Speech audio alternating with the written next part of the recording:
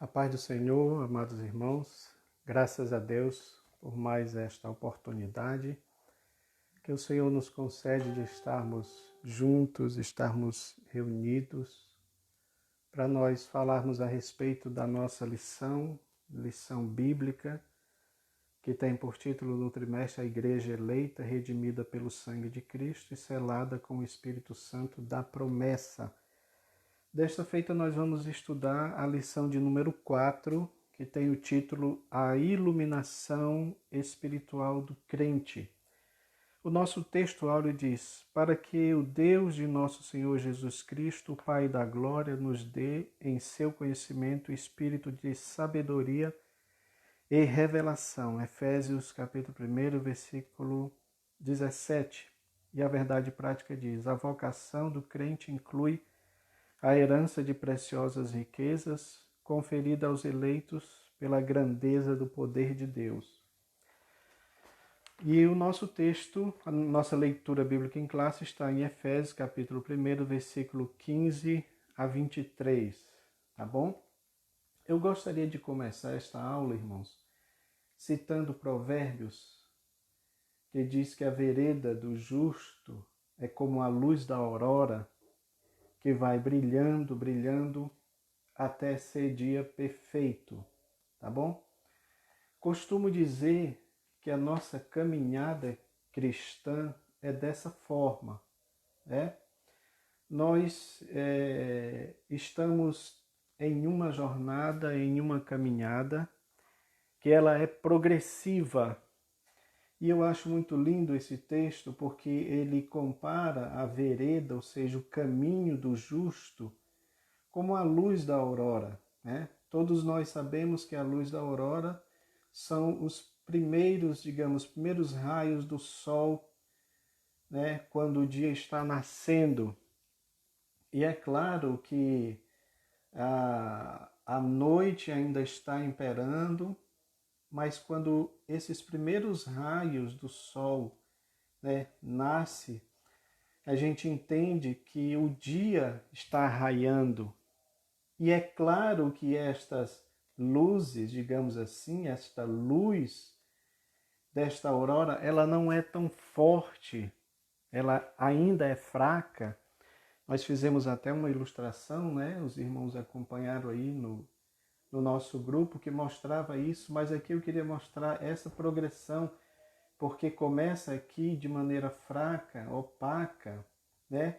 E ela vai crescendo, ela vai progredindo à medida em que à medida em que o dia vai chegando, até que o sol está, digamos, na sua expressão máxima, que é exatamente o meio-dia. Então podemos dizer que aqui no meio-dia ele está com toda a sua luminosidade. E então essa analogia ela é muito importante para nós, porque quando aceitamos a Cristo, a luz que nós temos, ela ainda é fraca, porque nós não podemos conhecer tudo na sua plenitude. Eu coloquei lá uma comparação que é mais ou menos como quando você é criança e você sabe que você não pode comer uma comida muito forte, um caldo de mocotó, por exemplo, você precisa começar com leite. Então é mais ou menos isso, a nossa luz ela é fraca no início, porque nós não compreendemos tudo, mas à medida em que nós vamos progredindo na nossa caminhada cristã, no nosso desenvolvimento espiritual, nós vamos adquirindo cada vez mais esta luz do sol da justiça, que é Cristo. Podemos dizer que essa luz está relacionada também com o Espírito Santo de Deus em nossas vidas, né? Aí assim nós vamos crescendo, crescendo, crescendo. Precisamos crescer cada vez mais no entendimento das coisas de Deus. Por isso que esta lição ela trata sobre essa iluminação espiritual do crente. Precisamos crescer, precisamos ser melhores hoje do que nós fomos ontem nessa questão do conhecimento, do crescimento espiritual. E amanhã eu devo ser, eu preciso ser melhor do que o que eu sou hoje, no sentido de conhecimento espiritual, de iluminação espiritual, de progressão espiritual, de estar mais perto do Senhor. Tá bom, irmãos? Então é esta a ideia. Por isso que, inclusive, o nosso gráfico, ele mudou aqui, né? O nosso gráfico, ele mudou, eu quis fazer ele um pouco diferente, porque, de certa forma, ele mostra essa progressão, né? Se está falando da iluminação espiritual do crente, então nós começamos aqui com o tópico 1, o tópico 2, aí o tópico 3, né? E você tem aqui a ilustração de uma Bíblia, né? Que é o motivo pelo qual nós estamos sendo iluminados, né? No conhecimento, no crescimento de Deus. Então, essa energia que nós adquirimos para a nossa iluminação vem da palavra de Deus, porque tudo está revelado na palavra de Deus. Daí a necessidade que nós temos de buscar cada vez mais o conhecimento através da palavra de Deus, tá bom? Por isso que o objetivo desse grupo, o objetivo desses gráficos também é isso, que a gente aprenda cada vez mais, tá bom, irmãos? No conhecimento de Deus, que haja um crescimento espiritual. Eu sei que nós passamos uma semana difícil, essa semana foi muito complicada, né? Perdemos irmãos queridos, amados, para essa Covid, mas nós continuamos, precisamos continuar, precisamos crescer no conhecimento de Deus, precisamos entender o que é que está acontecendo, precisamos compreender a vontade de Deus, que é sempre boa, perfeita e agradável. Então, claro que existem coisas na nossa vida que nós não compreendemos, que nós não entendemos. Daí esse estudo, esse esmero pelo estudo bíblico. E não só, eu não quero que os irmãos entendam isso apenas como uma coisa técnica, porque a ideia não é que a gente, né, se torne especialista em Bíblia sem conhecer o autor da palavra, que esse é um problema também. Eu preciso crescer no conhecimento da Bíblia, e aí eu preciso estudar, eu preciso ir atrás de livros, eu preciso ir atrás de dicionários, mas eu preciso de uma coisa que ainda está além de tudo isso, que é exatamente essa iluminação espiritual, que não é dada praticamente por estudo através de, digamos assim, dessas configurações materiais, mas sim de uma iluminação realmente espiritual, tá? Então é importante que nós entendamos isso. Eu tenho esses dois gráficos para mostrar para os irmãos, tá bom, irmãos? Esse gráfico aqui e o outro também, que depois eu vou passar ele aqui, que é justamente esse terceiro ponto, tá? Então, no primeiro ponto nós temos a esperança da vocação e as riquezas da glória, ação de graças e intercessão, esperança da vocação, riqueza da glória da sua herança. E nós temos o segundo ponto, a sobreexcelente grandeza e força do poder divino, tá bom? A força do poder divino. E o terceiro, que é justamente esse outro gráfico que eu quero mostrar para vocês, que está falando da exaltação de Cristo, né? Então mostra Cristo como as primícias dos que dormem, ou seja, aqueles que morreram. Cristo elevado à direita de Deus e Cristo exaltado sobremaneira, tá bom? Colocamos aqui um gráfico simples mostrando sobre essa questão do conhecimento, como a Bíblia mostra para nós a questão do conhecimento, está entre a razão e o intelecto, mas também ele está subordinado à experiência, que foi isso que eu falei para os irmãos. Então nós podemos estudar, nós podemos pensar, nós podemos raciocinar, nós podemos usar o nosso intelecto, mas há um ponto do conhecimento que ele vai além de tudo isso, que é exatamente a questão da experiência. E quando nós estamos falando de experiência, nós estamos falando de experiência espiritual, né? Estamos falando da experiência espiritual, de como nós podemos aliar essa questão da razão, a questão do intelecto, mas com a questão da experiência, que esse é o ponto que eu disse para vocês, que é um ponto que onde opera a parte sobrenatural, a parte espiritual de Deus, né? Deus agindo em nós. Tá bom, irmãos? Então vamos lá.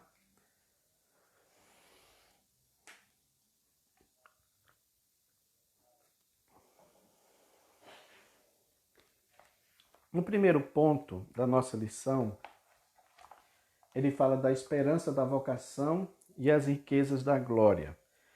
Paulo, ele começa o texto, digamos assim, a carta, elogiando os nossos irmãos em Éfeso, né?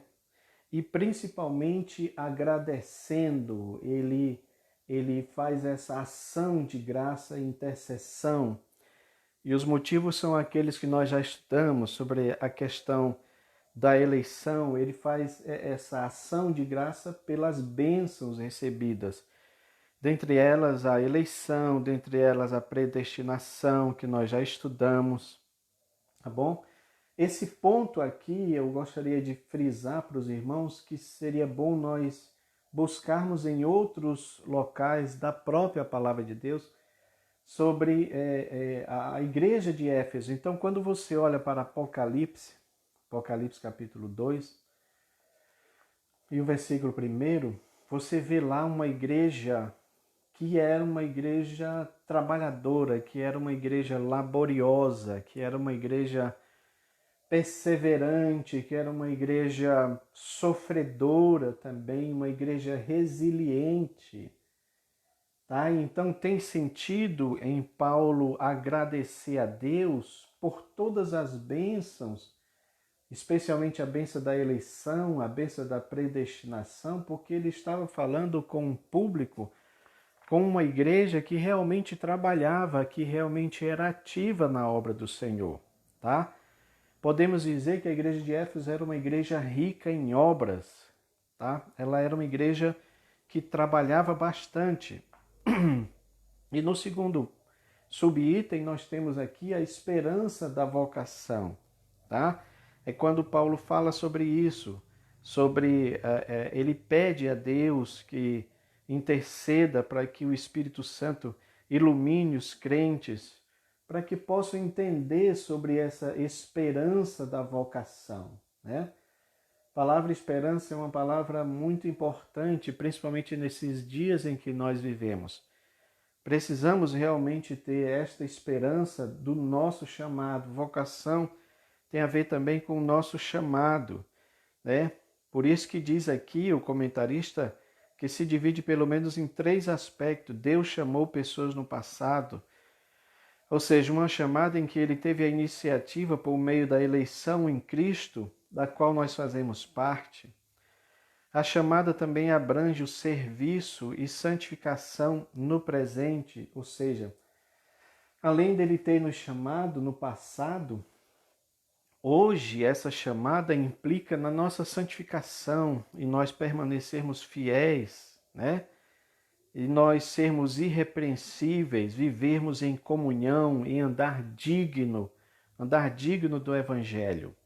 E por fim, essa esperança da vocação também se traduz na participação gloriosa no futuro, ou seja, que compreende a vida eterna, a esperança de conhecer a Deus face a face. Então, nós fomos chamados no passado, Deus nos chamou, essa essa vocação, esse chamado continua hoje, tá?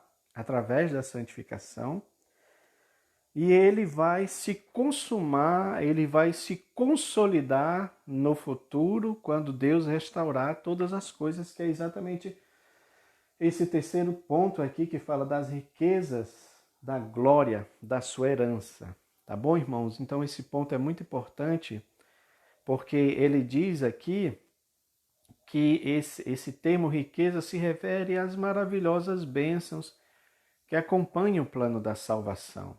Por exemplo, o perdão dos pecados, a adoção de filhos, tá bom? Tem, por exemplo, como nós vemos a Deus e a Cristo e o adoramos. Então, ele diz aqui que no dia aprazado os fiéis estarão reunidos nas bodas do Cordeiro, né? Os salvos tomarão parte ou posse da herança preparada desde a fundação do mundo, tá bom?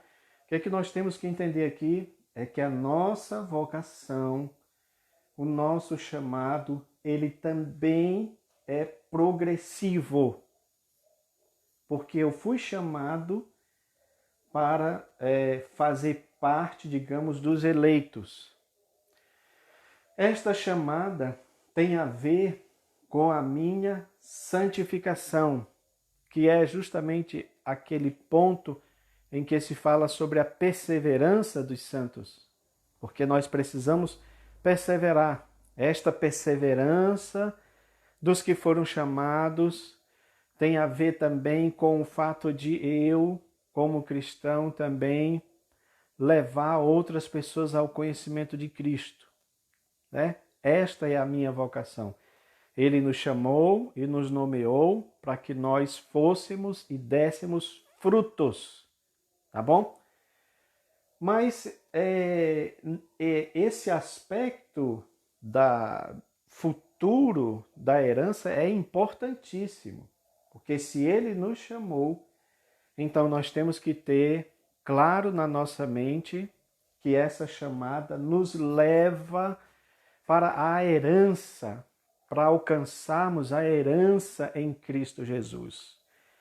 Esses pontos, eles são importantíssimos, irmãos, nesses dias que estamos vivendo. Eu quero frisar isto, porque todos vocês sabem, nós estamos vivendo essa questão da pandemia, não estamos podendo nos reunir nas igrejas, de fato, a situação está complicada.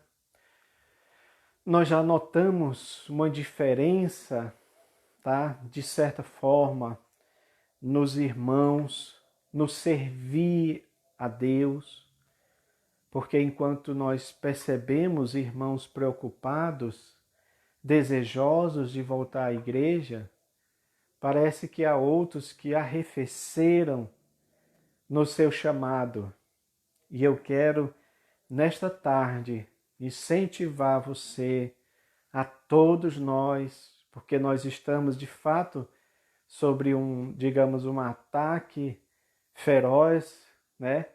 A notícias, por exemplo, de crentes que estão desanimando, né? Eu agradeço a Deus porque no nosso campo nós vemos iniciativa de irmãs que lidam com essa parte de psicologia e estão, de certa forma, dando esse suporte aos irmãos.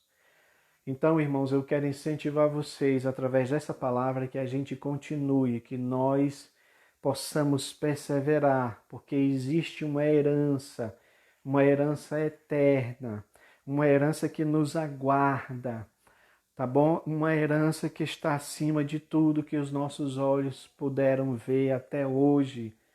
Nada nesta terra que você viu, que você contemplou, é para comparar com a herança que Deus preparou para os seus servos, tá bom? Então vamos permanecer firmes.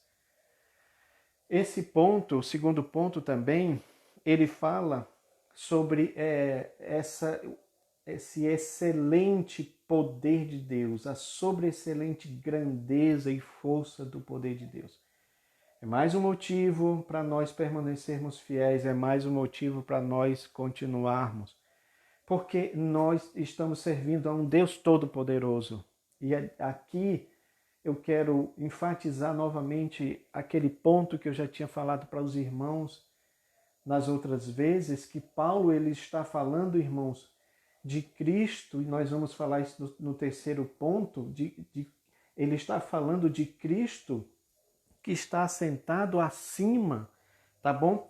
De todo principado, de toda potestade. Então está falando realmente do poder de Cristo, do poder de Deus, que é excelente, que é maior, que está acima de tudo, tá? Então vamos lá. Primeiro ponto fala sobre isso, a sobreexcelente grandeza do seu poder. Tem 3 palavras aqui que Paulo utiliza, que no original grego tem esse sentido. Então, ele fala aqui do poder de Deus que é extraordinário, ou seja, é um poder que está além da nossa compreensão, tá? O poder de Deus como sendo extraordinário. Mas ele fala também da grandeza do poder de Deus, tá? É enorme, é inimaginável o poder de Deus. Porém, esse poder que é extraordinário, que é grande, ele também se converte em poder prático, tá? Em um poder que não é apenas falado, em um poder que não é apenas dito, escrito, ele é um poder prático. Por isso que essa ideia do dunamis, ou seja, de onde veio a palavra, né, dinamite, fala de uma explosão, então fala de uma coisa que é prática. O poder de Deus é prático, tá?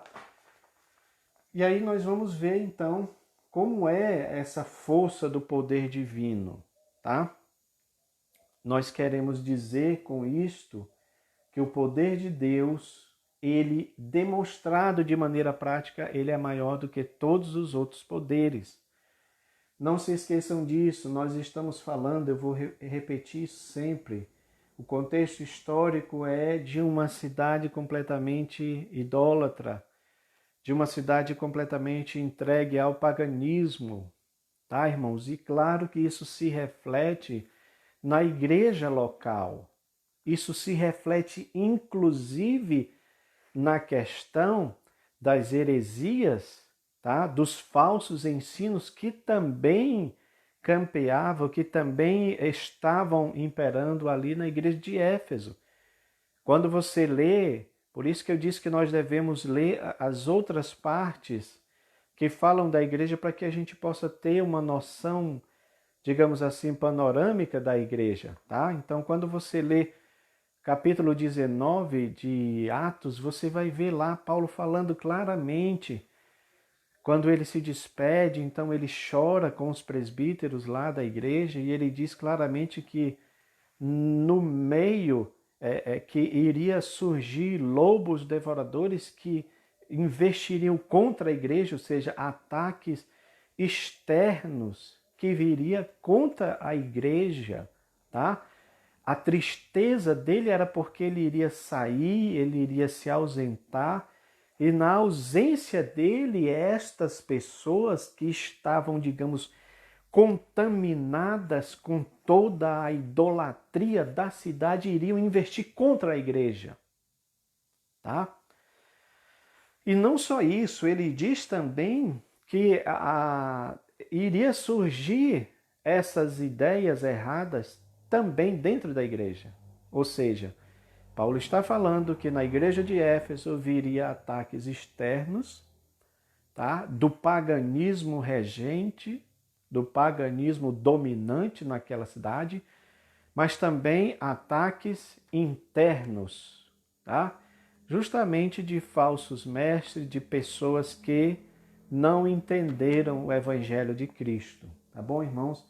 Então a força do poder divino, a eficácia do poder divino, como diz a lição, ela se traduz pelo menos em 3 exemplos irrefutáveis Que é isso que nós vamos falar aqui, especialmente no segundo ponto, no terceiro e último tópico, tá? Então ele fala, Paulo apresenta 3 exemplos irrefutáveis da força desse poder. Quais são? A ressurreição de Cristo, a sua ascensão à direita de Deus e também a sua elevação acima de todo domínio, tá? Então o que é que ele vai nos mostrar a prática desse poder? O poder excelente divino, o poder da excelência divina, se traduz na ressurreição de Cristo, pelo fato dele ter ressuscitado, do poder dele ser capaz de ressuscitá-lo, tá? E não só isso, mas do poder dele ser capaz também de elevar ele às alturas, e não só elevar, mas colocar ele à direita de Deus. Direita está falando de ação, tá? A mão direita de Deus significa a mão da ação, da atividade, a mão do poder. Então, ele estaria à direita de Deus como sumo sacerdote para agir em nosso favor, tá? E sendo assim, sendo ele colocado à direita de Deus, todo domínio está sobre Cristo, tá bom? E aí que nós entramos aqui para o final, que é justamente Cristo como exemplo, o nosso exemplo de exaltação. Presta atenção, irmãos, que eu estou falando de uma progressão, porque se estamos falando da iluminação do crente, então essa iluminação é progressiva. Precisamos entender que aqui no primeiro ponto nós fomos vocacionados para receber as riquezas da glória de Deus, tá? Essa vocação, ela passa diretamente pelo crivo do poder de Deus, que ressuscitou a Cristo, que colocou ele à direita de Deus, tá bom? E que justamente mostra esse aspecto final, que é o aspecto de Cristo como sendo a nossa exaltação, tá? E aí nós temos aqui Cristo, primícia dos que dormem, Cristo elevado à direita de Deus e Cristo exaltado de maneira soberana. Aí é que eu quero mostrar aqui para os irmãos esse outro gráfico que nós colocamos, tá bom, irmãos? Na nossa lição, no nosso grupo, para fazer parte da nossa lição, que é justamente esse terceiro ponto, tá? Quando mostra Cristo a primícia dos que dormem, e aí nós vamos concluir aqui o nosso estudo. Mas eu queria que você prestasse atenção, porque novamente, eu insisto, isto aqui tem a ver conosco. Isto aqui tem a ver com o tempo em que nós vivemos. Isto aqui é para cada vez mais fortalecer a nossa fé e nos dar esperança. Preste atenção. Jesus, em João, capítulo 12, versículo 32, ele disse: E eu, quando for levantado da terra, atrairei todos a mim. Se eu pudesse usar, talvez, uma ilustração para mostrar isso aqui, talvez eu falasse ou eu desenhasse um ímã, tá bom? Então está aqui as partículas de ferro, colocamos assim, tá? E este ímã.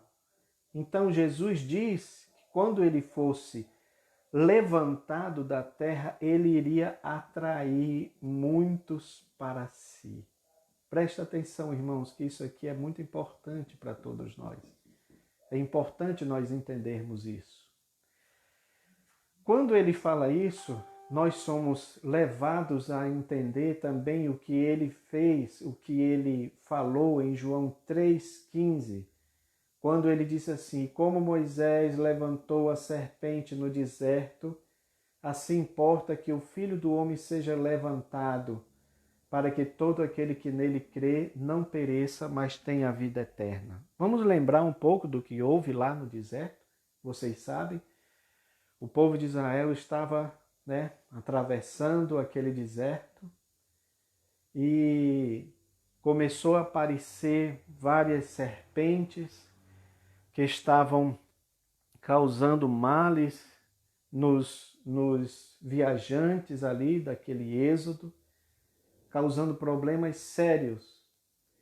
Então foi dito que se colocasse uma serpente de bronze, se não me falha a memória, para que todo aquele que fosse picado pelas serpentes que estavam ali, quando eles olhassem para esta serpente de bronze, eles ficariam curados ou eles não morreriam.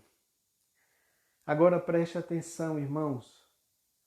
Digamos assim, que nós estamos, desde que nascemos, nós somos afetados por esta serpente do mal que veio desde lá do Éden.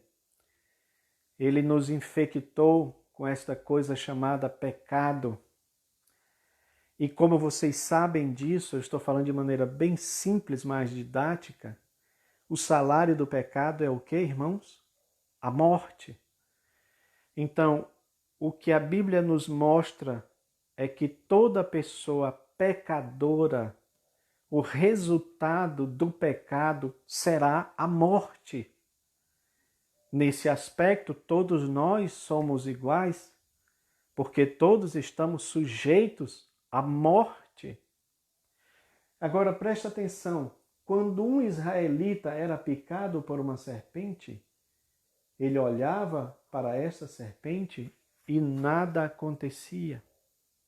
Então Jesus, ele pegou aquilo que aconteceu no deserto, e nós podemos dizer que esta serpente entra um pouco aí da tipologia bíblica, não é? Esta serpente, ela tipificava Jesus. Ela apontava para Jesus. Então, quando ele diz que assim como Moisés levantou a serpente no deserto, é importante que o Filho do Homem seja também levantado. Em que sentido? No sentido da cruz, no sentido da morte. Porque enquanto a serpente do deserto produzia vida para aqueles que possivelmente morreriam com a picada das serpentes, a crucificação, a cruz de Jesus proporciona para nós o que, irmãos? Vida. Ele está dizendo então, todo aquele que olhar para o Calvário, todo aquele que olhar para a cruz, todo aquele que aceitar o sacrifício de Jesus no Calvário, ele não vai perecer, mas ele vai ter a vida eterna. Preste atenção que os israelitas que olhavam para a serpente de bronze voltaram a morrer novamente. Mas Jesus está dizendo, ele está falando de algo ainda mais elevado. Assim como a serpente foi colocada no deserto e serviu de vida, ainda que uma vida temporária para todas aquelas pessoas, ele estava dizendo que o Filho do Homem vai ser levantado na cruz e todo aquele que olhar para o Calvário no sentido de aceitar, de entender, de colocar o sacrifício de Cristo para dentro de si, todo ele não vai perecer, mas ele terá a vida eterna. É neste sentido que Jesus diz, quando eu for atraído, quando eu for levantado da terra, atrairei todos a mim. Mas veja que isso ainda é o início, porque estamos falando, e a lição fala aqui, da crucificação. Por isso, o exemplo, a comparação com a serpente.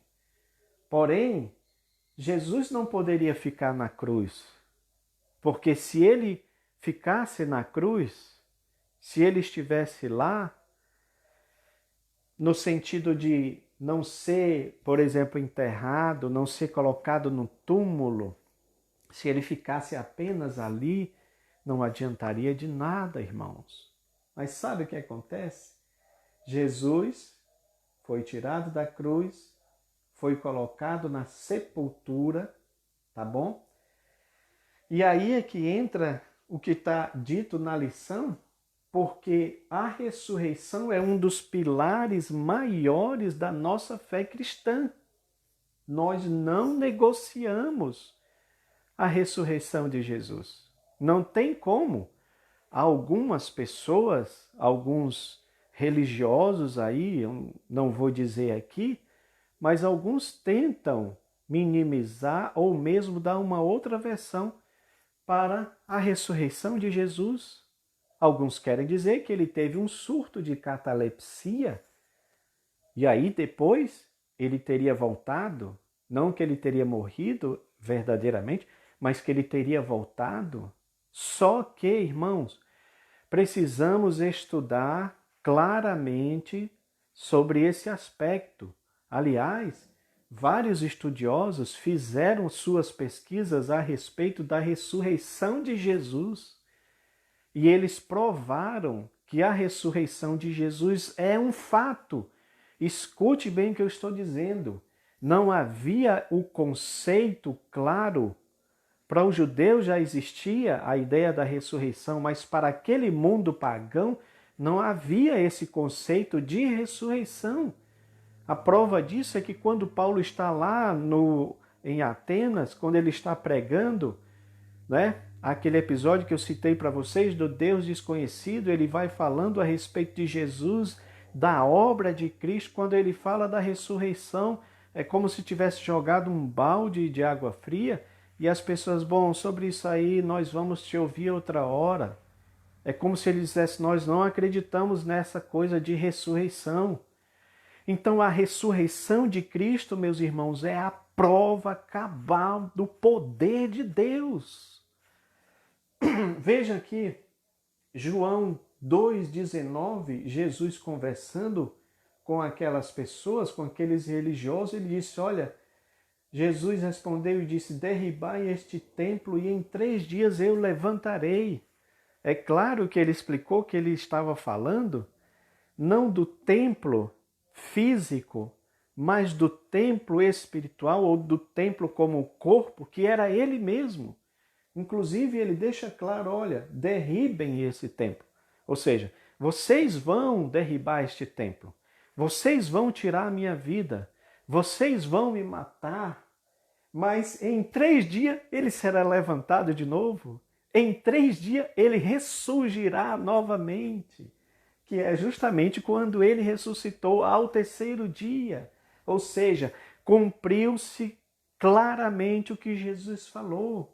Então, esse ponto é importante nós entendermos, porque como eu falei para vocês, a ressurreição de Cristo, porque a ressurreição dele é a primícia, ele é o primeiro a ressuscitar em corpo glorioso, e isso para provar, para mostrar para nós que se ele ressuscitou, também nós ressuscitaremos. Irmãos, esta é uma doutrina que traz para nós esperança.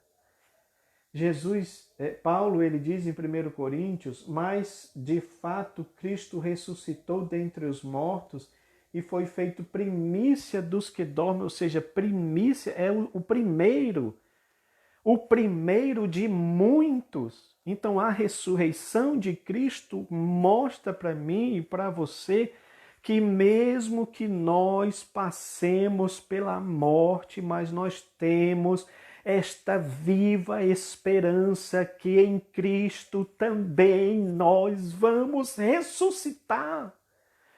Nós não acreditamos em reencarnação.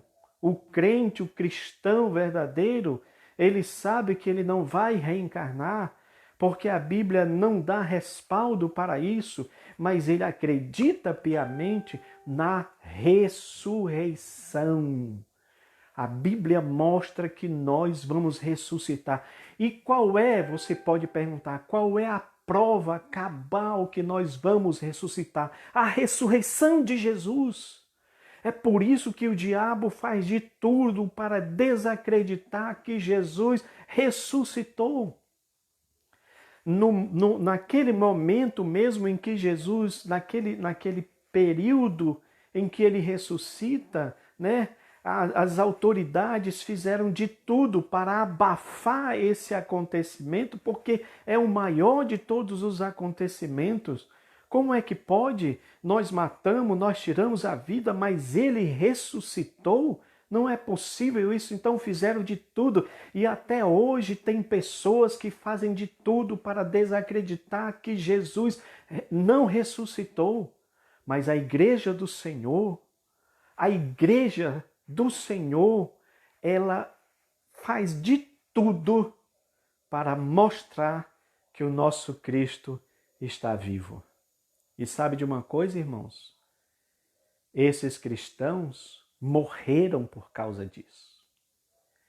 Quando eles eram colocados nas arenas, quando era imposto para eles negarem a Cristo, negarem inclusive que ele ressuscitou, eles, com toda a coragem do Espírito Santo, eles, é como se eles dissessem: podem nos levar para os leões, podem nos levar para a fogueira, mas nós sabemos o que temos visto.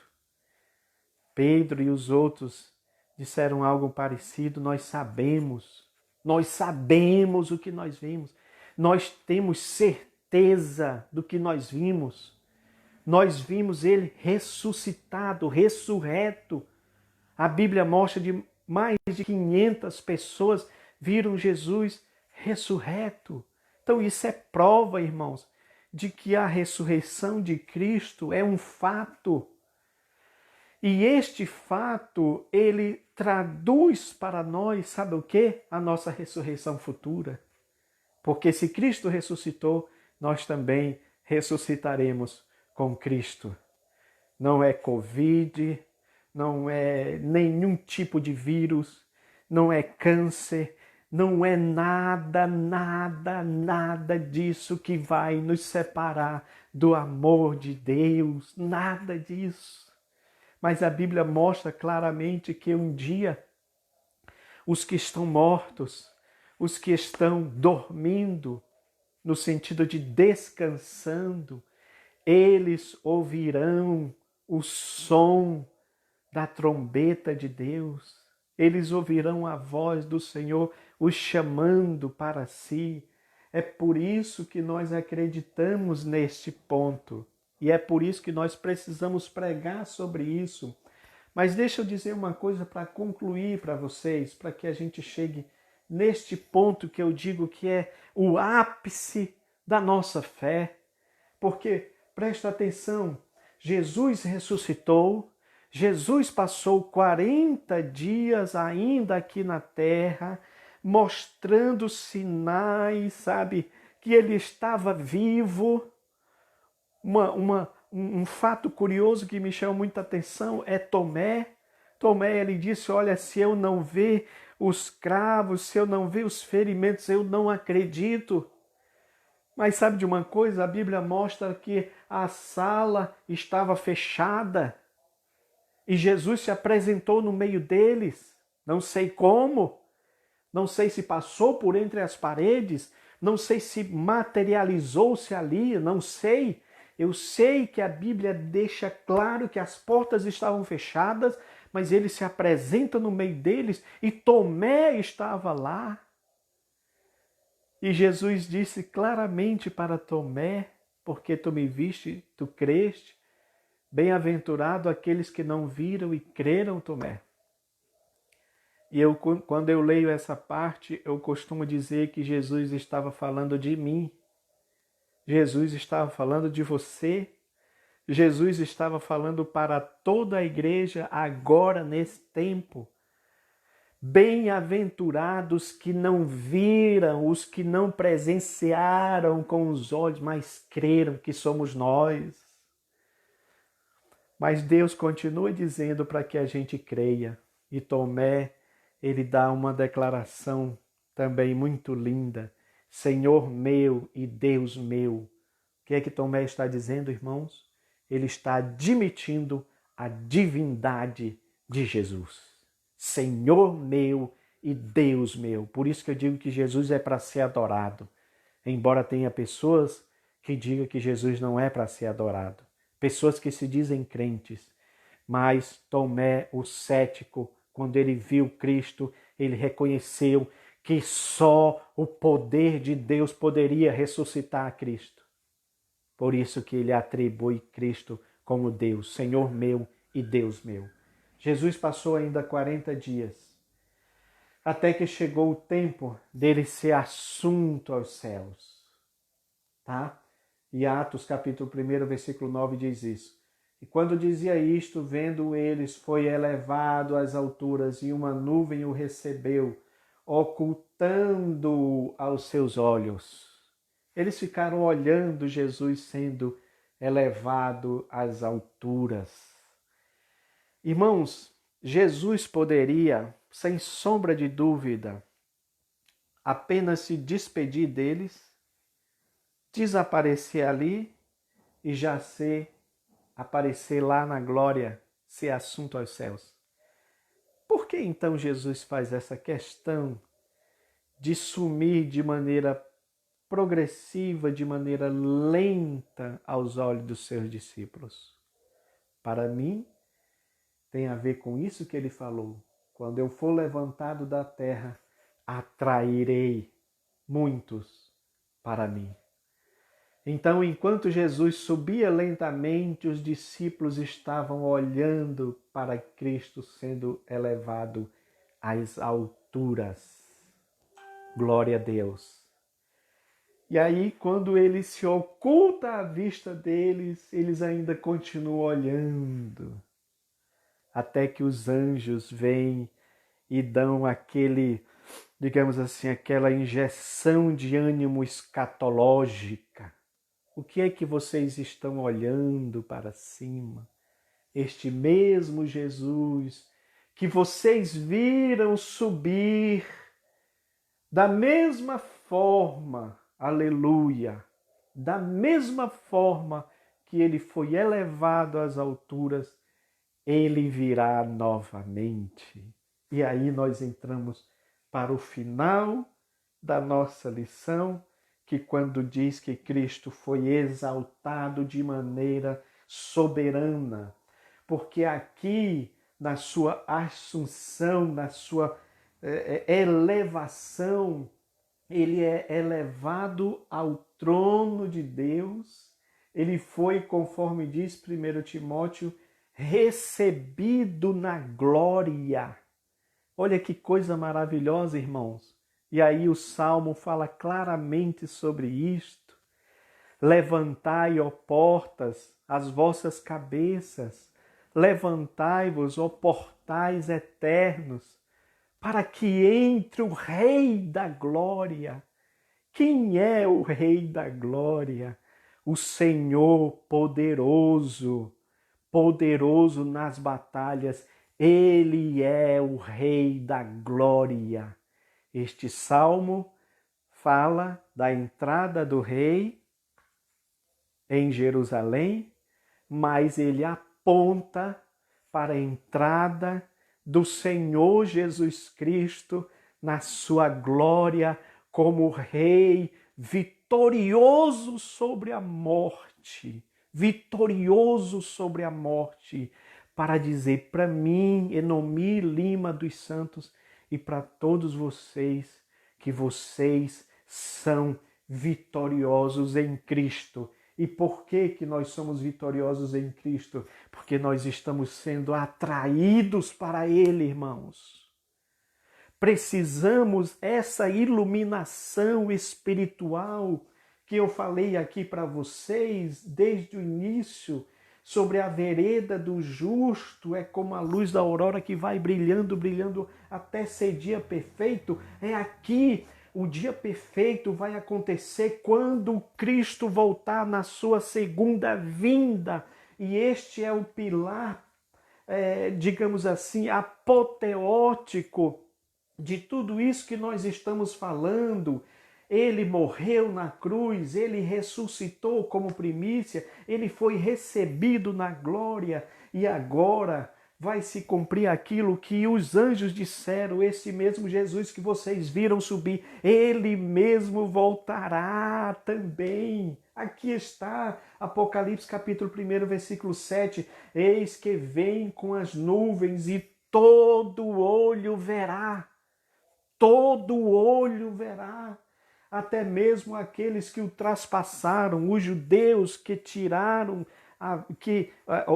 os romanos, né, que foram usados para tirar a vida de Jesus, mas nós sabemos que os judeus também têm participação, porque eles consentiram na morte de Cristo, quando foi lá para escolher Jesus ou Barrabás, soltem Barrabás. E mais ainda, caia sobre nós o sangue deste justo. Eles assumiram também a culpa pela morte de Jesus, embora sabemos que foi uma morte romana, morte por crucificação, mas eles consentiram, então eles também verão aqueles que o traspassaram. E a Bíblia diz que todas as tribos da terra se lamentarão. Uma coisa que me chama a atenção aqui, irmãos, é que diz que ele vem com as nuvens e todo olho verá, conforme o anjo disse, do mesmo jeito que ele foi entre as nuvens, ele também voltará. E aqui diz que todo olho verá, não faz exceção de pessoas, todo olho verá. Isso quer dizer que até um Richard Dawkins, por exemplo, que é um declaradamente ateu, ele vai, se estiver vivo, quando Jesus voltar, os ateus e todas aquelas pessoas que não acreditam em Cristo, todos eles também vão ver o Senhor vindo em glória. E aí temos o texto de Filipenses que diz: para que ao nome de Jesus se dobre todo o joelho dos que estão nos céus e dos que estão na terra e dos que estão debaixo da terra. Ou seja, irmãos, a vinda gloriosa de Cristo para todos, todo olho vai ver, é, digamos assim, a consolidação final de toda esta obra de Cristo que começou com o seu nascimento, que é exatamente a encarnação, a kenosis, o esvaziamento de Cristo no sentido de não usar suas prerrogativas divinas, mas ele veio como homem, ele nasceu como homem, viveu como homem nesta terra, até chegar o momento da sua revelação, é quando ele vai fazendo os seus milagres, passa 3 anos nesta terra fazendo os milagres depois da sua revelação. Aos 30 anos ele começa, aos 33 ele morre, ele é crucificado, mas aí ao 3º dia ele ressuscita, ele é assunto aos céus, ele é elevado à destra de Deus, à direita de Deus, e está até hoje intercedendo por nós como nosso sumo sacerdote, entendendo as nossas dores, entendendo os nossos problemas, entendendo as nossas dificuldades, justamente para que a gente persevere, irmãos. Então presta atenção, a força que você tem para continuar nesta lida como crente, apesar de todas as dificuldades, não vem sua, não vem de você, vem de Deus, vem de Cristo para te fortalecer, para você continuar firme. Sabe por quê? Porque um dia ele vai voltar. E mesmo que a gente passe pela morte, temos que entender que ele é o primícia dos que dormem. Foi o primeiro a ressuscitar em corpo glorioso, corpo que podia passar por entre as paredes, não sei, materializar, se desmaterializar.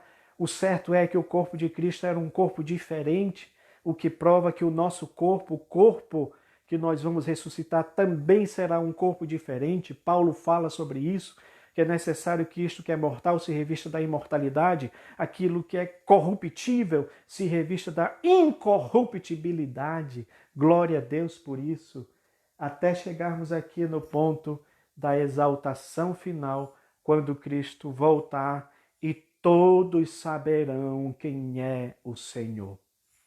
Meus irmãos, eu espero que os irmãos tenham entendido tudo isso que nós falamos. Quero contar com as orações de vocês pela minha saúde, para que Deus me abençoe, me dê força, me dê sabedoria para continuar fazendo esse trabalho. Não estamos tendo escola dominical. Praticamente eu fui, digamos assim, forçado, levado a fazer esse trabalho, porque eu realmente não queria, não tinha esse desejo, não tenho esse desejo de ficar à frente de câmera. Eu gosto mais dos bastidores, de estar fazendo, de estar escrevendo, de estar fazendo os meus desenhos, para que as pessoas entendam, mas aprove ao Senhor que seja dessa forma. Então eu quero contar com você, com a sua participação nesse sentido, no sentido de divulgar esse trabalho, tá bom? Eu volto a dizer, não tem a ver comigo, não tem a ver com a minha pessoa, tem a ver com a obra de Deus, tem a ver com a palavra de Deus. É Ele que deve ser realmente exaltado. Convém que ele diminua, que ele cresça cada vez mais e que eu é que diminua, e todos nós, né, que nós possamos diminuir cada vez mais e deixar que Cristo cresça em nossas vidas. Meu muito obrigado, que você tenha uma semana de vitória em nome de Jesus. Amém.